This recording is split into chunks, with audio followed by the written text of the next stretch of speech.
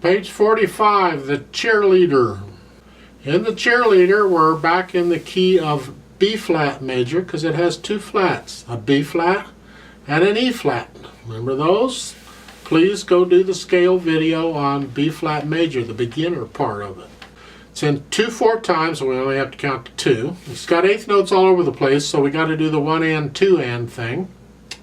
Other than that, there's not a lot going on. It is a short piece, so let's try it out together. There is some rests. Make sure you play the rest. Wherever. So where the hands go. With the right hand, you're starting with the index finger on D, so that's it. Make sure it's a B flat there.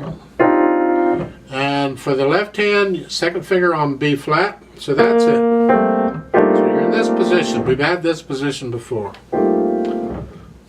It's ugly, but it works. Because of the eighth notes, I slowed the metronome down to 50. That's quarter notes, so let's try this at that speed. You can speed it up on your own.